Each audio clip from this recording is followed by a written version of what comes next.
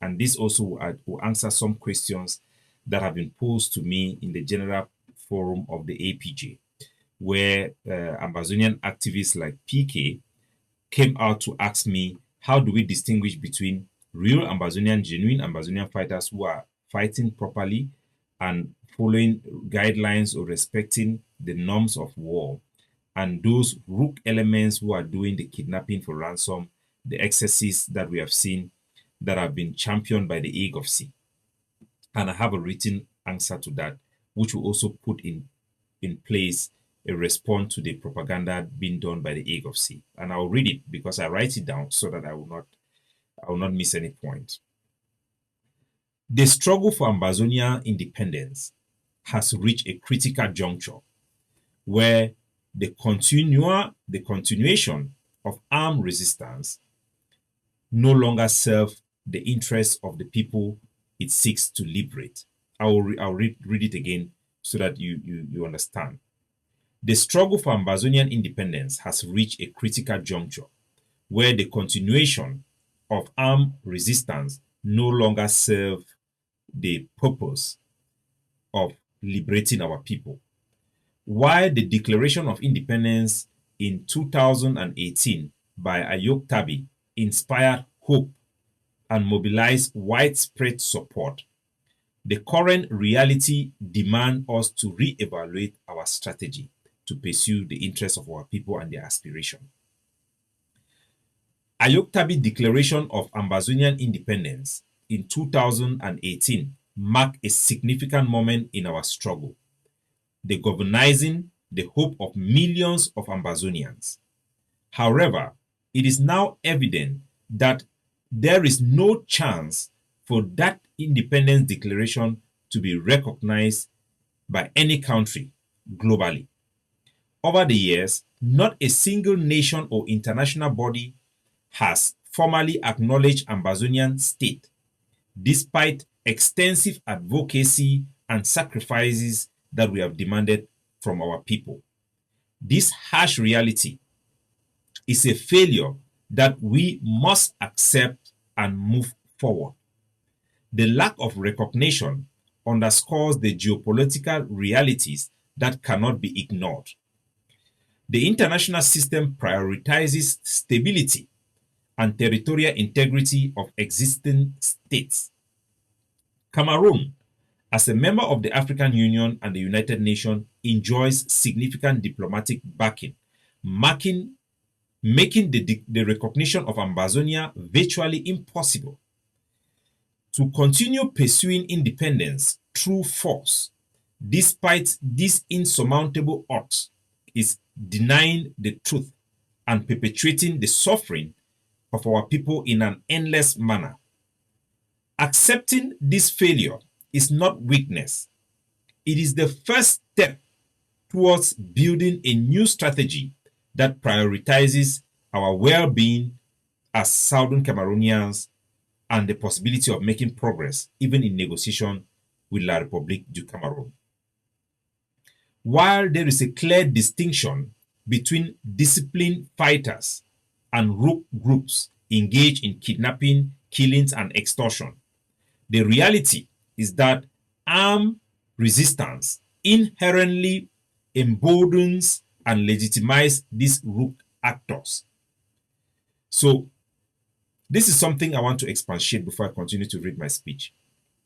Ebenezer Akwanga, Ayabachu, Siseko Ayuk Tabe, and many of our established personalities have always said that what one Ambazonian group does, or one personality or one activist does, affects everybody because we are all interconnected.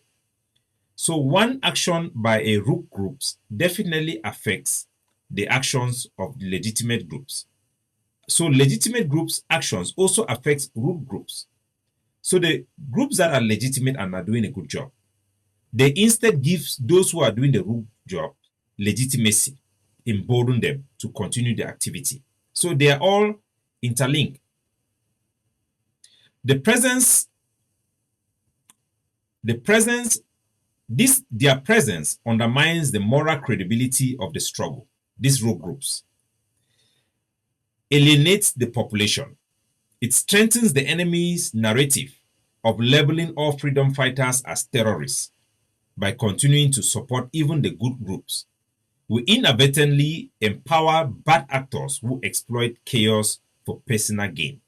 So by supporting genuine Ambazonian groups, you also actually support those who are doing the bad things because they are all interlinked. That is why I have taken the position as a leader for PRAP and to push it as a leader for our struggle, for all his hostility to be halted because of the actions and consequences of those rogue groups. Armed attacks on Cameroon military no longer advance our cause. Instead, they provide justification for increased militarization and repression. The continued cycle of violence erode trust within the international community and amongst Ambazonians themselves. It also strengthens Cameroon's argument for Cameroon's military presence, as it portrayed them as necessary force to maintain law and order and counter violence. Any concession that could be obtained through armed struggle have already been exhausted. Over the years, the use of force have failed to deliver significant progress, and the cost of continuing the fight now outweighs the potential benefit. Rather, the clinging to the strategy that has reached its limits, the focus must now shift to diplomatic offenses, unity amongst our people, and constructive engagement. Progress can only be achieved by appealing to the moral conscience of the international community and fostering a shared humanity. Non-violent advocacy, dialogue, and sustained diplomatic effort offer a more viable route to achieve concession and the protecting of the right of our people than the armed violence. The global community is more likely to respond to a movement grounded in peace and justice than a one made by violence and division. The Declaration of Independence in 2018 was a bold step, but it lacked recognition. That is a reality we can no longer ignore. Continue to fight under the guise of an unrecognized independence only deepens the struggle, the suffering of our people, and perpetuate the division in our society. Ending the use of force is not a surrender, but a strategic and moral decision that prioritizes the welfare of our people and the legitimacy of our cause. By stepping away from violence and focusing on peaceful advocacy, we can reclaim the moral high ground, delegitimizes rogue actors, and pave the way for meaningful progress. Independence may still be our ultimate aspiration, but it must be pursued through method that honored the dignity of the people and inspire global solidarity. So, fellow Ambazonians, that is why we have been able to succeed to take our case in the United Nations, because of this approach. That is how we have succeeded to engage and get even the attention of the Cameroon government to reconsider and to keep the negotiation table open, because of abandoning hostility and failed policies or failed approach that has already exhausted concession that we can be made through that means. This is our reality. Accepting this reality is not surrendering. To say that we have failed to have the independence declared by Siseko recognized is not a matter to be ashamed of. It is the right thing to do. It is the bold thing to do. We do so as a matter of strength, not weakness, because we show that we put the priorities of our people ahead of ourselves. So, fellow Ambazonians, I must say that the AGOFC which I was part of their delegation that went to Europe, in Spain, in the Basque Country, obtained a fundamental success when on the 9th of June 2019, the Parliament of the Basque Country in Spain voted and adopted in their parliament a resolution that is titled Institutional Declaration on the Ambazonian Conflict. So, as an institution in Spain, for the first time, a parliament, a legal and formal parliament in the European Union, make a declaration where it is titled Institutional Declaration on the Ambazonian Conflict. That declaration did not give us independence. They did not recognize our independence. I was part of the lobby. We talked to all the political parties in the Basque Country. But it acknowledged for the first time the situation as a conflict, and even used the name Ambazonia, the Ambazonia conflict, unlike other parliaments and other government officials who would only call it the Anglophone crisis. That was a significant progress. But even in that resolution that we had in the Basque Country, it called for cessation of hostility. It appeals to the United Nations, the African Union, and the European Union to support negotiated settlement of the Ambazonian conflict. That was a big success by the Ayuk Tabe, which we should work on it. We worked on it. I push Ayabacho for us to work on this real tangible success that they have given to the Ambazonian people. By engaging positively and through those efforts and through my advice, we were able to secure a negotiation in Canada, which was the best that we ever succeeded in. I never knew that I would ever see the Ayuk Tabe becoming so petty, becoming like a scam, doing this type of a ridiculous propaganda. It's irresponsible. We must be truthful to our people.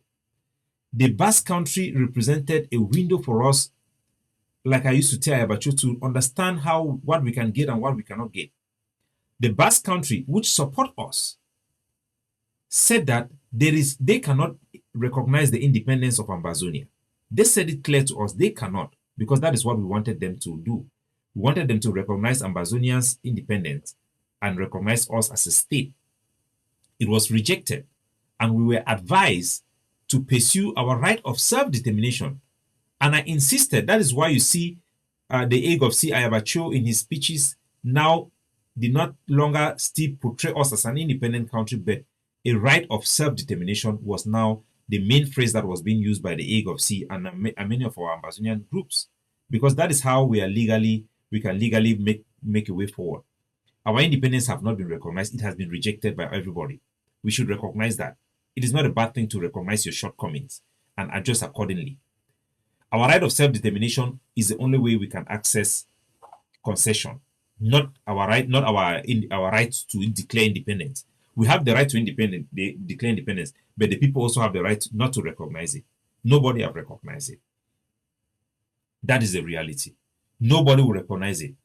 That is the reality. For us to access, to get concession, for us to move our people forward, for us to move even the aspiration for independence forward, we must access it through tangible ways that we have proposed in the peace plan paper.